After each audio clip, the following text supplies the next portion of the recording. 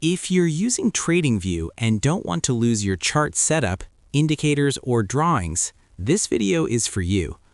In the next 2 minutes, I'll show you exactly how to save your chart layout in TradingView step by step, even if you're a complete beginner.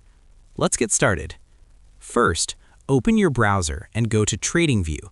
Log into your account and open any chart. You can click on the Chart tab at the top of the home page to open the full charting interface. Once your chart is open, customize it the way you want. For example, you can change the candlestick style, add indicators, draw trend lines, or switch timeframes. Everything you see on the screen is part of your layout. Now here's how to save it. Look at the top toolbar of your chart screen. You will see the layout name near the top center. Next to it, there's a small cloud icon or a save option. Click on that save button.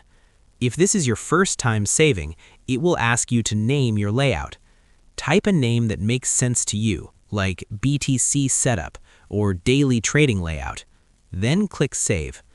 That's it. Your chart layout is now saved.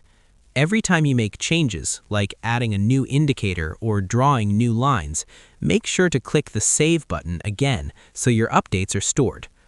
Now let me show you how to load a saved layout. At the top of the chart, click on the layout name. A drop-down menu will appear showing all your saved layouts. Just click the one you want, and TradingView will instantly load that exact setup. If you want to create a completely new layout, click on the Layout drop-down and choose Create New Layout. Then customize it and save it with a new name. One important tip: TradingView does not automatically save every change unless autosave is enabled, so always make it a habit to click Save after making important edits. And that's how you save and manage chart layouts in TradingView.